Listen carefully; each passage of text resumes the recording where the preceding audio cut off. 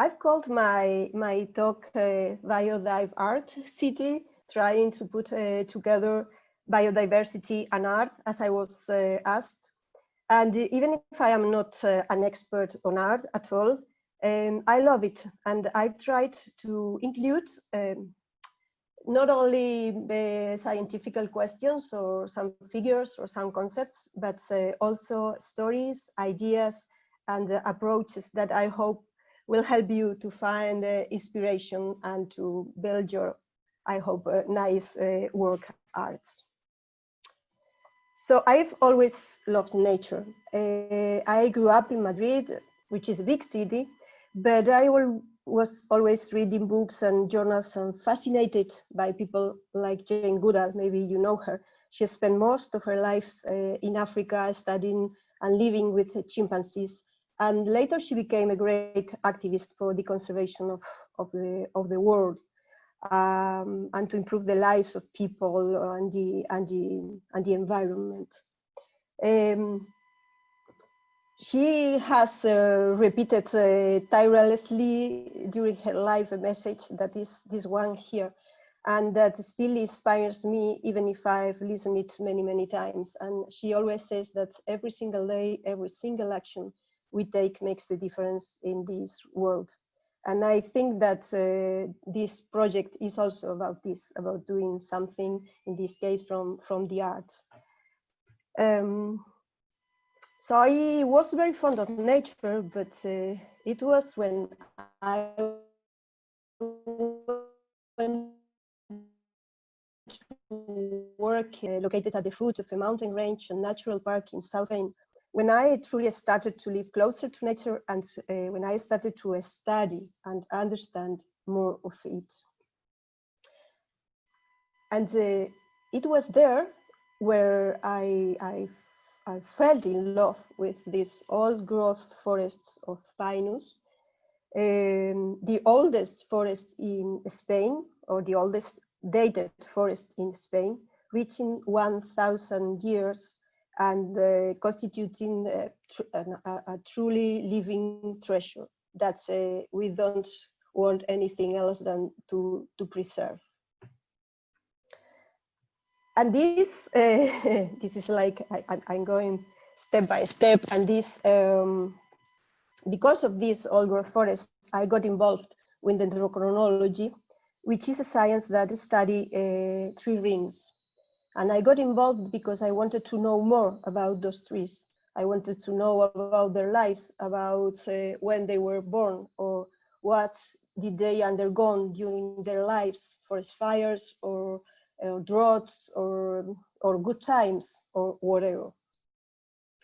And all of these things are written in their tree rings, and that's why I started to study them. And this makes me think that with science, we can provide facts, we can measure the health of the planet, but it's art who tells stories and who help us visualize our relationship to the natural world. And going on with this, there is this German artist, Bartholomew Strobeck, who in 2011 turned tree rings into music by using a record player modified with sensors. I don't know exactly how he did it, but he was able to take music from the trees. And what is more interesting, he realizes that every tree sounded differently, because the tree rings map of every tree, the chronogram of tree ring growth of every tree is different, and it sounds different as well. So I'm going to show you, I hope this works, how, and in this case it's an alder, how an alder sounds.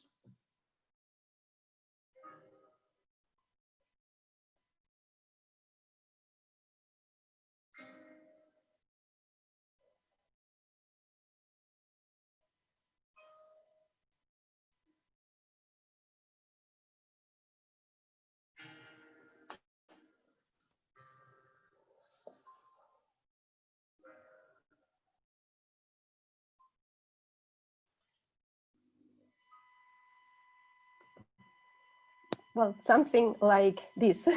Even if I can take secrets out of the trees with dendrochronology, this is for me like magic. So before going to talk, before starting to talk about biodiversity itself, I'm going to introduce you a little bit, very briefly, to the European Green Deal that Andrea has talked a little bit before. European Green Deal is a huge plan or strategy that Europe signed in December 2019, so a few months ago, in order to fight against climate change and environmental degradation that are threatening Europe and the world. The atmosphere is warming, the climate is changing with each passing year. 1 million out of the 8 million species that are supposed to be on the planet are at risk of being lost. Forests and oceans are being polluted and destroyed. So the European Green Deal wants to be a response or a part of the answer, or a part of the things we can do to deal with these challenges. In this graph there, you can see the different areas that European Green Deal will help or will work with. And you can see that among them is preserving Europe's natural capital with the biodiversity strategy for 2030, that, as Andrea has told us before, was presented or was launched 2 days ago. So I haven't had time to have a closer look to it, but it's good news. So in March, the Law for Climate was presented. Also in March, the Action Plan for Circular Economy was presented as well. And now we also have this biodiversity strategy. So the idea is that by 2050, we have a greener Europe, or a green Europe. Europe, we hope, will be the first climate neutral continent, zero pollution, affordable, secure energy, smarter transport, high quality food, and no one being left behind. So it's really ambitious. It's not easy at all, but the important thing is that it is there. The environmental ambition of the Green Deal, or any other deal or treaty or strategy, will not be achieved by Europe acting alone. The drivers of climate change and biodiversity loss are global and are not limited by national borders. So we are all in this together, as it's been said a lot of times lately. So I think we all know that the only clever option is for us to think about how we should use natural resources and do something about it. And for people who is not so sure about this, there is this book that I recommend you. It is called Collapse by Jared Diamond. And it's very interesting because it describes how civilizations, or how some civilizations failed. And in some cases, it was a bad management of natural resources or climatic reasons, or both together, that strongly contributed to their collapse. And there is the example in the book of Anasazi civilization of Mesa Verde in Arizona, for example, or Mayan culture in Central America, or the Rapa Nui culture in Easter Island in the Pacific. All of them civilizations that failed, and this bad management of resources, of these climatic reasons, were somehow involved. So we should learn from our own history. So now let's go to biodiversity itself. And let's start with a definition, and an easy one. Biodiversity is the measure of the number, variety, and variability of living organisms. And it includes diversity within a species, between species, and among ecosystems. And the concept also covers how this diversity changes from one location to another, geographical variation, and over time as well. And sometimes biodiversity is very easy to see. If we go on a safari, well, we see rhinos and elephants and everything, easy. But other times you need to take a closer look, and there's also biodiversity that you won't be able to see with your naked eyes.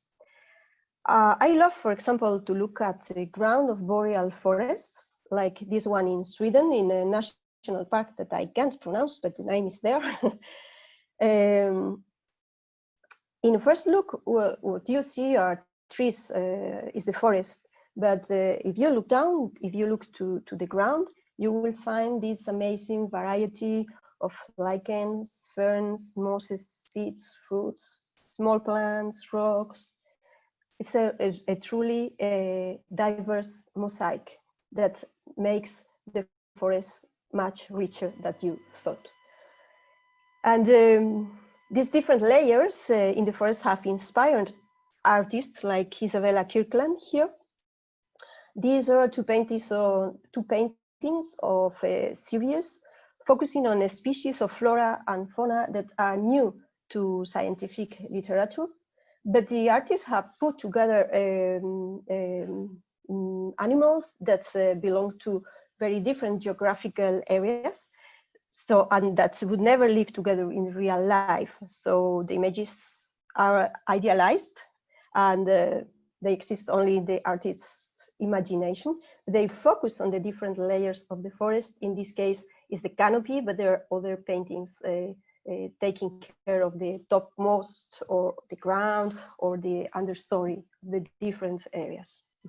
These belong to an exhibition organized within the framework of artworks for change, and there are many interesting work arts linked to biodiversity there. Other definition of biodiversity that I like a lot because it's not so scientific, it's more poetic maybe, is that biodiversity is freedom for all life forms. It is our beautiful Earth family that we can celebrate with this baboon family in Victoria Falls in Africa.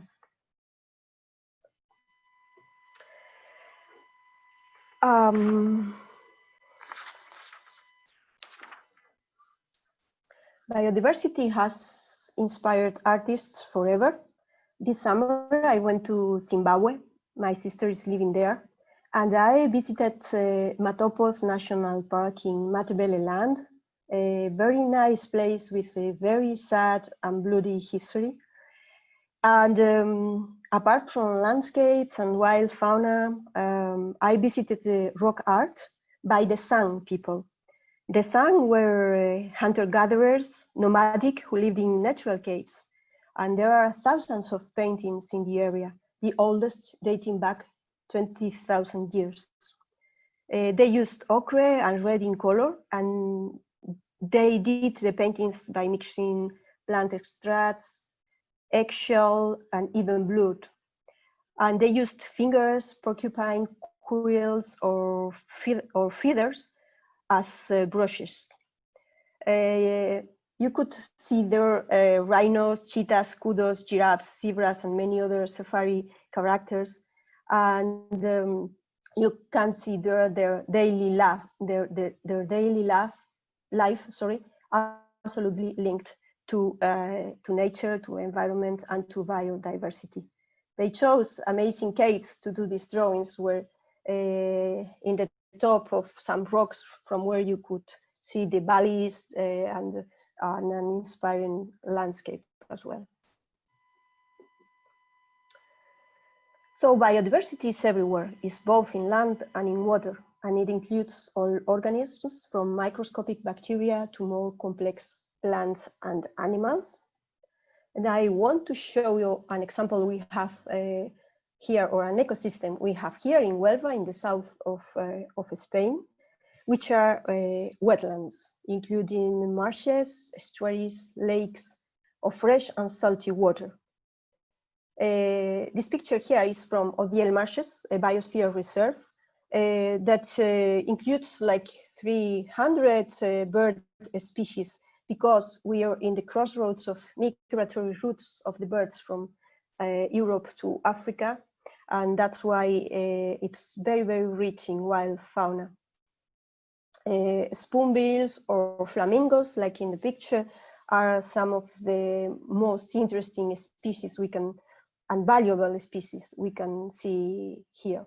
They like Odiel marshes because there's salty water, and in this salty water there is this crustacean, Artemia salina, that lives there and is the base for the food of the flamingos. It contains a lot of carotenes, and these carotenes give the flamingos this nice pink color they have.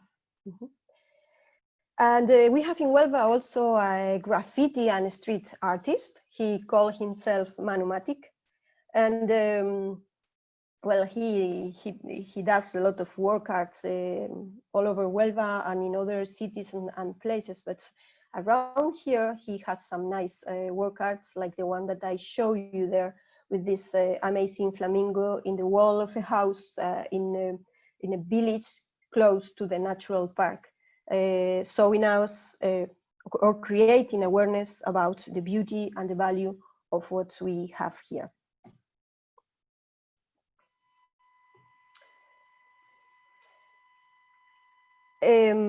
Well, biodiversity has to be assessed and quantified. That is what science does. And indicators need to be created to help us monitoring certain aspects of biodiversity, or knowing how it is going or how it is changing. There are many different indicators. One of them, the easiest one, is the number of species, for example, in a given area. That gives a first approach of biodiversity. So there are many methods to assess biodiversity. And to study forests, for example, there are forest inventories that are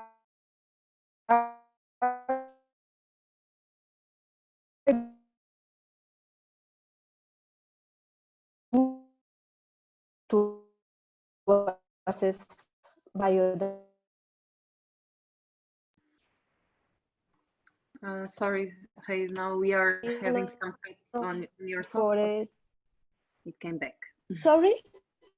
We were just having some cuts on your speech, probably on the internet. Sorry. But it was just for a few... Have you lost a lot? Do you want me to go back, or? It was just on this slide, so it was just now. Ah, okay, so I start again here, and yeah, please let me know, because sometimes my Wi-Fi is not so good. No, but it's perfect. It was just now for a few seconds, but we lost a bit the context. Thank you. Okay. Sorry. Well, so I was telling that for forests, to study forest inventories are a good method to assess biodiversity. And we can, with forest inventories, we can assess not only trees, but also other species like vines or bushes, and we can also measure height of the trees or diameter, distribution of the forest, composition, health status, or regeneration, or any other parameter that give us different approaches about how the forest is going and how biodiversity is going. You can use satellite images for doing inventories, but the results are not exactly the same. So if you want a closer look, you need to go to the field, lay out plots, and take measurements. In European forests, the forest inventories are not so difficult to perform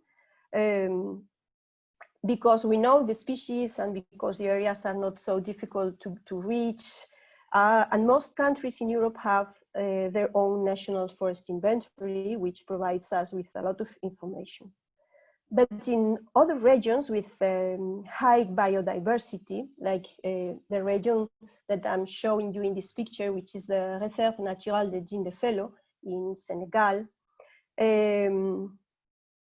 to perform forest inventories is very difficult, because it is difficult even the identification of the species, because sometimes we don't know them. It is when we found in an European forest we can find, maybe if we find 6 or 7 main species in a forest, that's wow, quite okay. Here, for example, in these forests in Senegal, we found 110 tree and vine species. The biodiversity is really huge, and we found several species that we weren't able to identify because they weren't described, or so that's still happening in the forests of our planet. Well, this is a work that we were doing together with the Institute Jane Goodall in Senegal, and they helped us a lot with the identification of the plants and everything.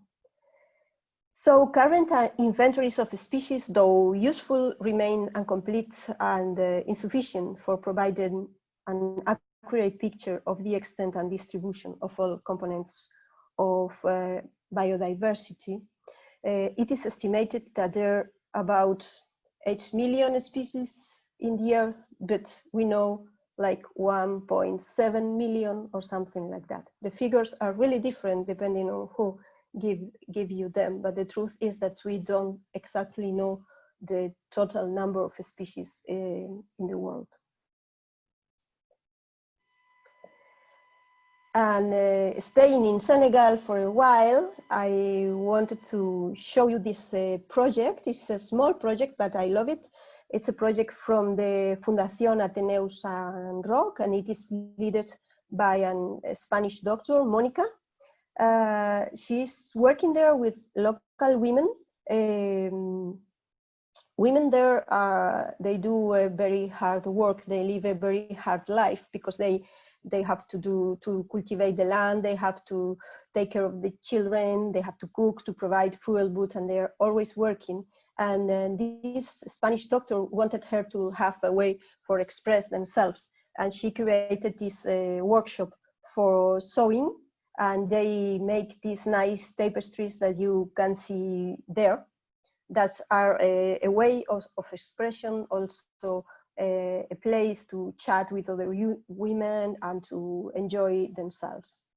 It's interesting because in these tapestries there are always trees or livestock or fruits involved, because they are a part of their daily lives. They are absolutely linked to the natural world around them.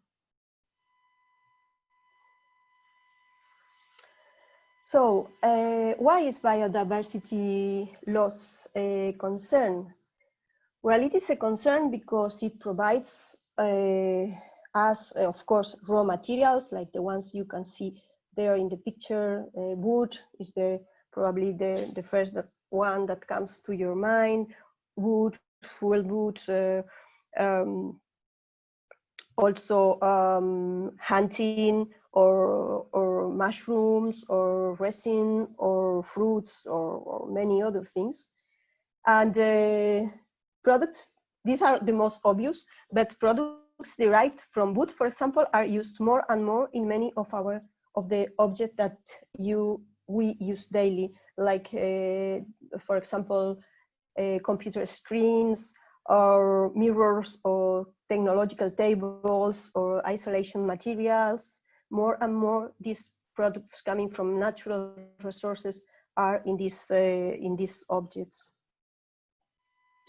But apart from the use of products as raw materials, biodiversity also provides us with objects or things that we use, for example, to look prettier, like this necklace made of elytra of beetles from the Peruvian Amazon forest. And in this case, these are necklaces to look prettier, but also to be protected against bad spirits. So it's very, very useful. Or for example, other example are the lotus flowers that grow in ponds and lakes in Southeastern Asia, and that are a very important part of this culture. And They are used for making offerings to Buddha or other gods, or they are also used in art, like in this stone Buddha that we can see in the picture.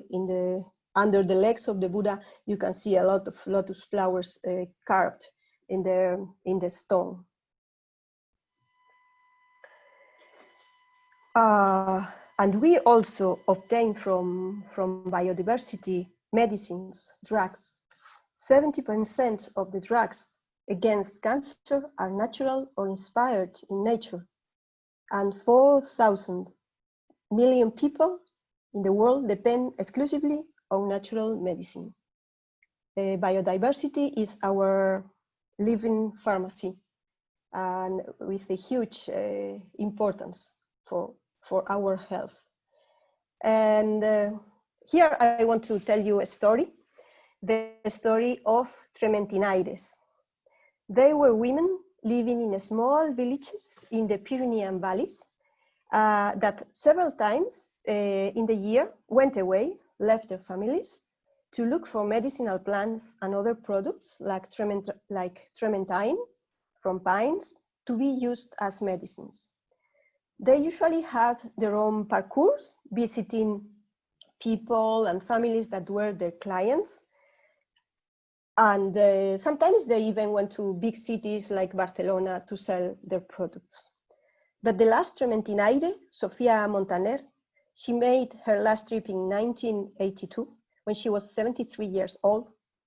And there it finished, this amazing or different or so different for us way of life.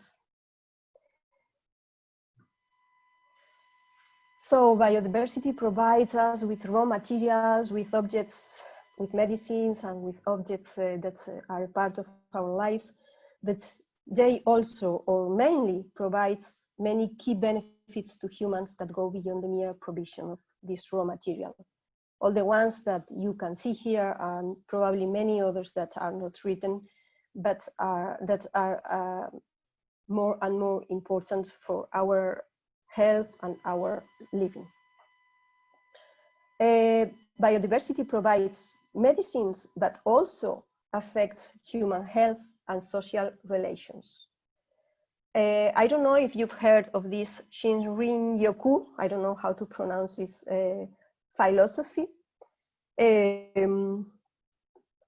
It's a Japanese philosophy, or I don't know how to call it, that describes and practices the art of science of forest bathing.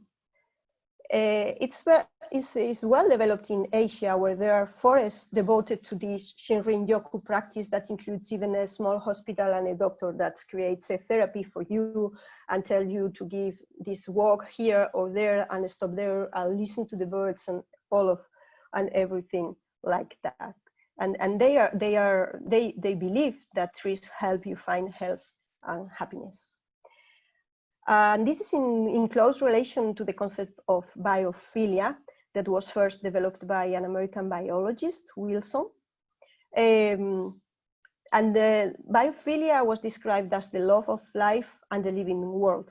He believed that because we evolved in nature, we have a biological need to connect with it.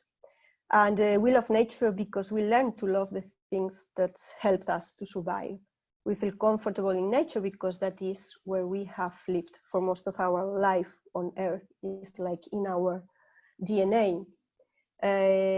Nevertheless, we have kind of lost this approach, or many people have lost this approach. There are many people that when they listen about forest or about plants or about biodiversity, they look to another side and they say, oh no, I am at home, I switch off the light and it's okay, and I have running water all the time, I don't need forest, I don't need biodiversity. But that's not wise, of course. And so this is something we kind of need to recover in our culture, in our way of life, because it has been kind of lost in our fight to have more things, to be richer, or to have a great economy going on.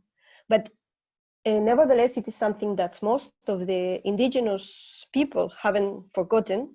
and they are trying to tell us all the time, even if we are not very prone to listen to them.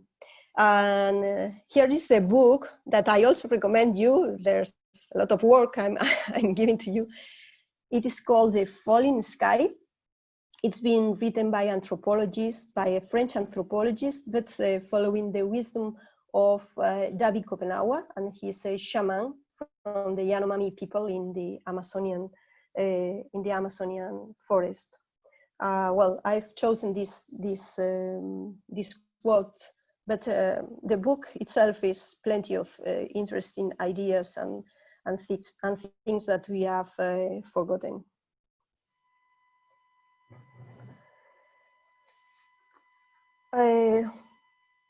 One of the index I've talked to you before, showing us how biodiversity is evolving, is this Living Planet Index that is been elaborated by WWF, World Wildlife Fund. And they started to measure biodiversity in 1970, and they measured it in 4,000 species and like 16,000 populations in animal species, not only. They gave to the value of 1970 the number 1, and from there they compare with it how the biodiversity evolved. Well, it is not a surprise to see that, of course, this curve shows a decline of 58% between 1917 and 2012. Or also another index, or it's not exactly an index, but a way of measure biodiversity loss, is the red list that was created by the International Union for Natural Conservation, IUCN, here is in Spanish, where we can see what's the percentage of, for the different group of species, the percentage that is endangered.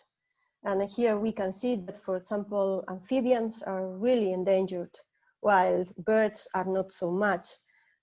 Conifers also are very endangered, corals, sharks, crustaceans, mammals. So these are the figures that are not very encouraging.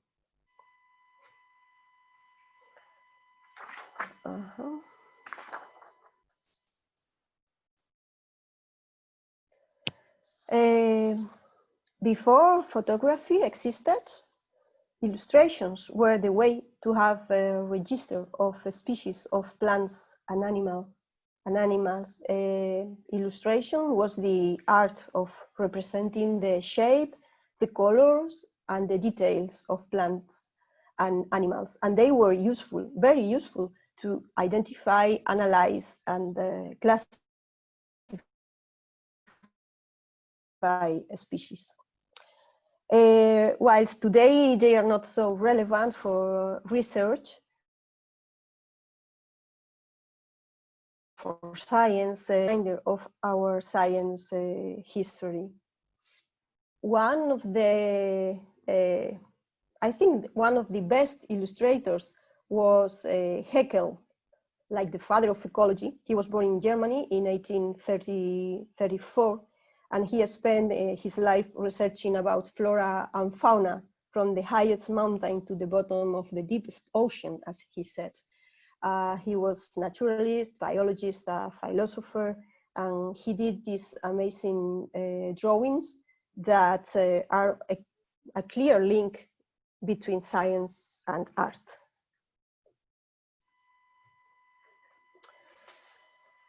Well, virtually all of Earth's ecosystems have been dramatically transformed through human actions.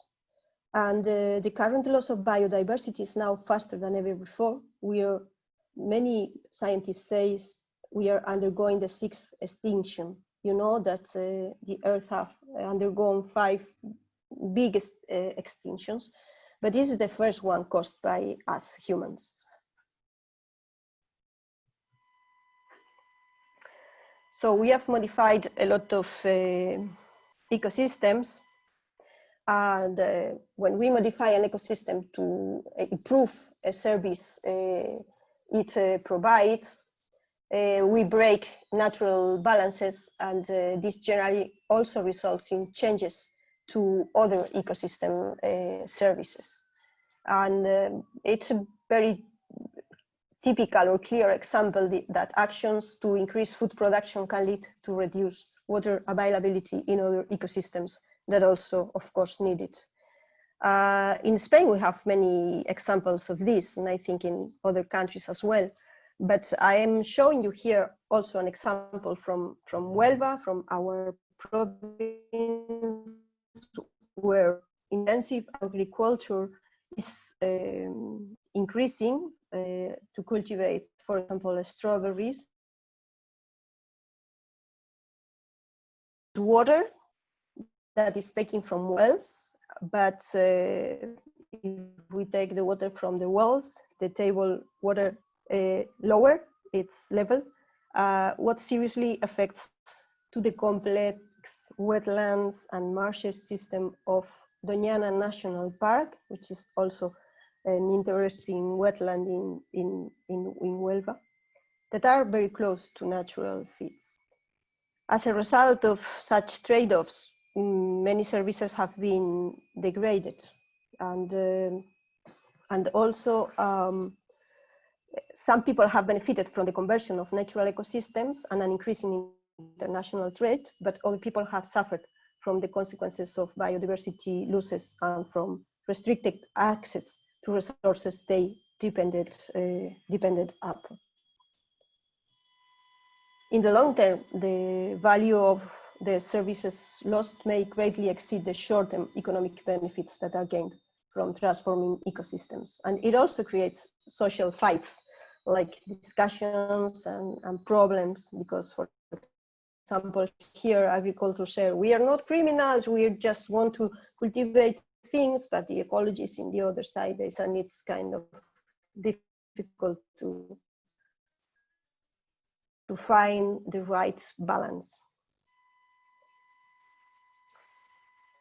So what factors lead to modifications? A lot of way of approaching this, and well, I try to include here the most important, or I think they are the most important, and they are classified as direct drives or indirect drives. The bad thing is that these factors tend to interact and amplify each other. So land use change is worse if we have climate change, and the interactions are all the time like this. And also the exposure to one threat makes a species more susceptible to others, for example. There are thousands of examples around the world.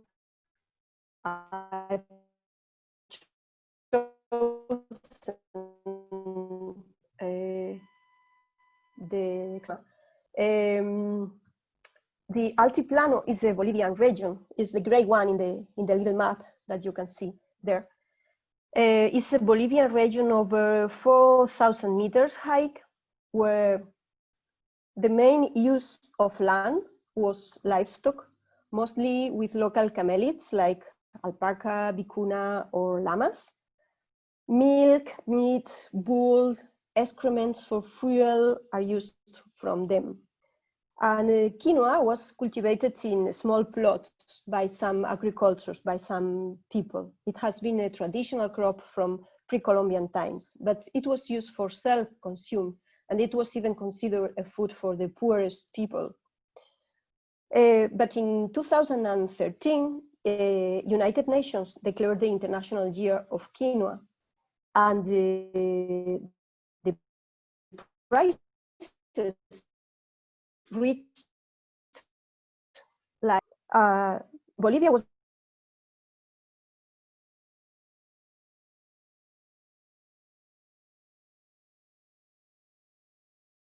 Sorry, we are not hearing you now. Can you hear us?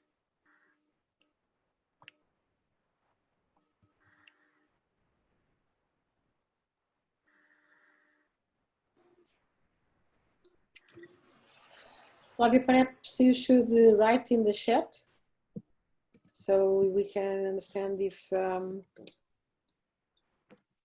what happened. She lost some, maybe. Yes, I think she lost the connection because the slide just stopped. Yeah.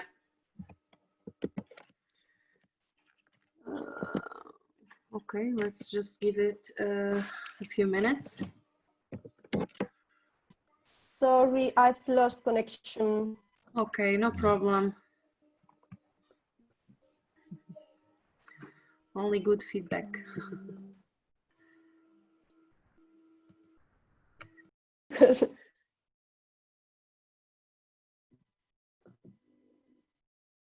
Did you see this slide? Not at the moment, but if you want, I can try to. I have your presentation, and I can try to share. And if you can just speak, and I will pass on the slides.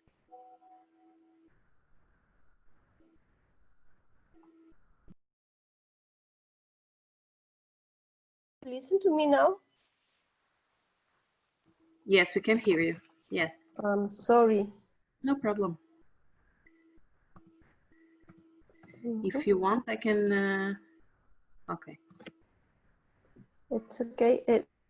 Did you listen what I said about this slide or this? Yeah, just a bit. In the middle, more or less, we stopped listening. Okay, so well, anyway, I can do like a summary. So I was telling you that 2013 was declared the year of the quinoa by the United Nations, and the prices peaked, and people started to cultivate quinoa. But this also creates who started to cultivate quinoa, more chemicals and with better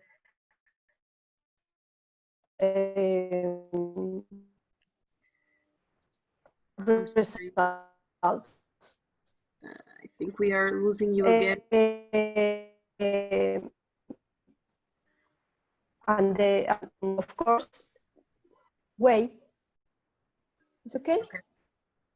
Yeah, maybe I can share the presentation and you can take yours, because maybe it helps with the connection. Yeah, the only thing is that I've included in the last slide a thing that wasn't in your presentation, but Okay. maybe I can share just the last one, or I don't know.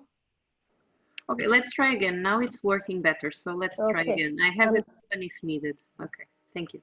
Okay, I'm so sorry. So in this way, the areas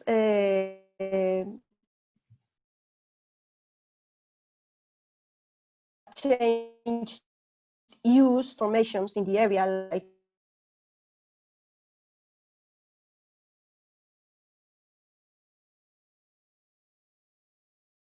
with the agriculture, the soils, salty and poor in nutrients like nitrogen, are losing their properties and being also in risk of erosion. So in the way they've lost, or at least in a great part, their traditional way of life and their natural formation and the quality of their soils. And maybe the quinoa is not the solution for everything, because the market has changed. Another of the drivers we have seen that is plastic pollution, and one of the worst is plastic pollution in the land and in the sea. But in the sea is especially worrying. We can find in the world at the moment 5 plastic garbage patches. I think 2 else have been discovered recently. The biggest one is the number 1 that you can see in the picture, is the Great Pacific garbage patch. These garbage patches accumulate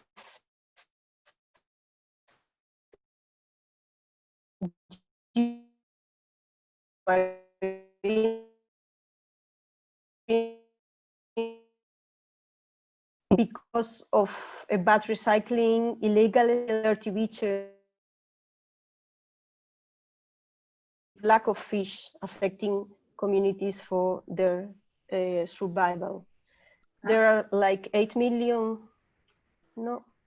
Yes, can you just try to switch off the camera, so just to see if we Yes. hear a little bit better? Thank you.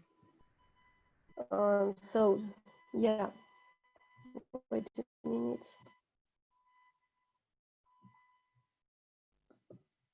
I don't know how to do it. Thank you. It's perfect. It's Thank you. better now? Yes, yes. Thank you. Sorry for this. No, it's okay.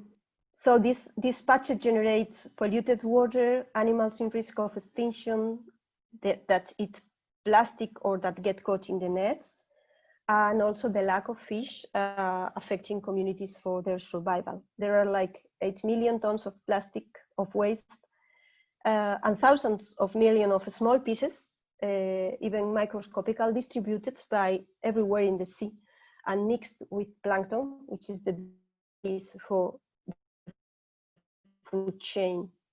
And animals die because of eating plastic. There is this piece of news that I've included here of a dead whale found several weeks ago in Philippines with 40 kilos of plastic in its stomach. And there are pieces of news like this every day. Even a study performed by the University of Newcastle in Australia states that every week we eat the equivalent to a credit card in plastic. Wow.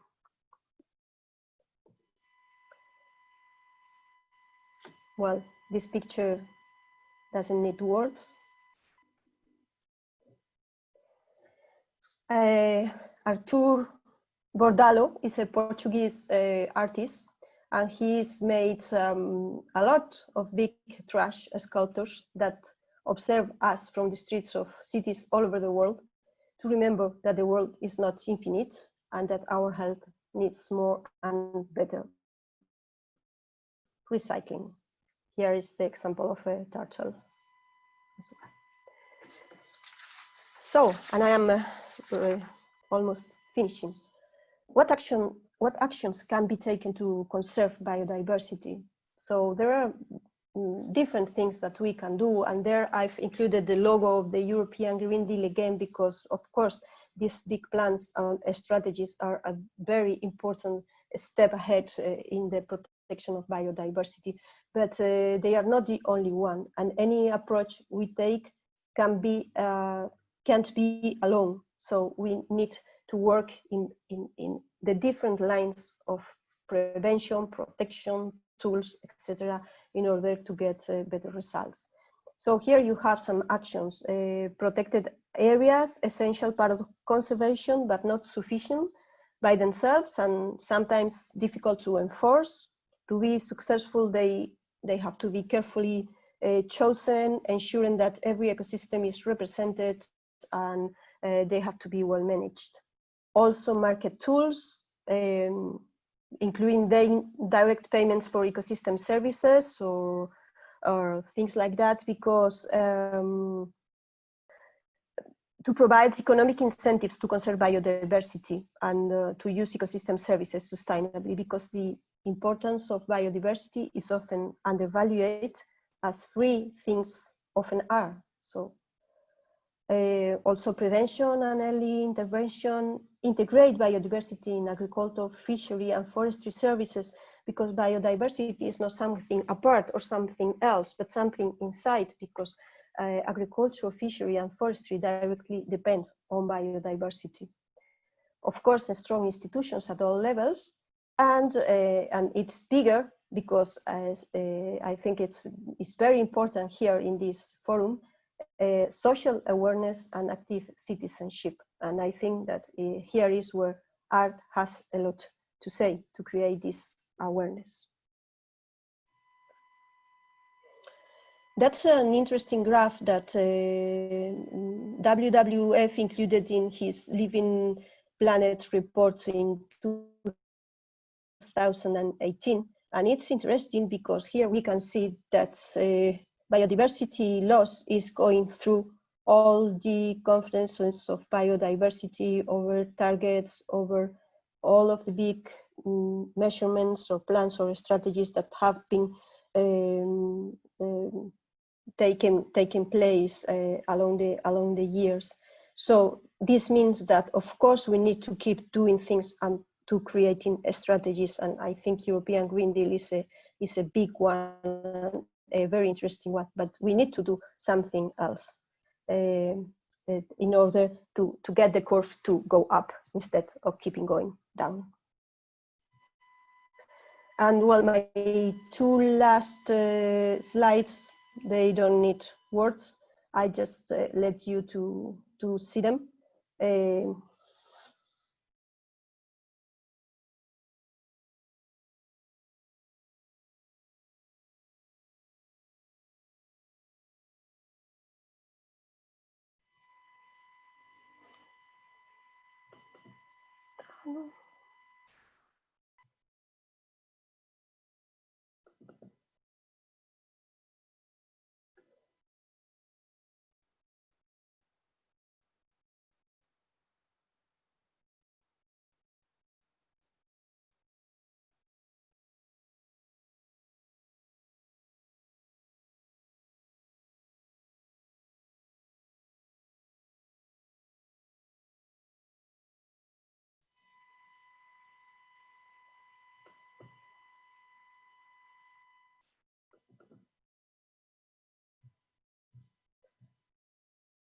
Oh, that's a video and it's heavy and I think I'm not going to be able to. Is it the link that you put on the last slide on the presentation you sent us? Yes, yeah, maybe you can, but it's not included the direct link, so that's why I prefer this one. But if you can put it in the, do you understand me? Yes, I will put it. Okay, thank you.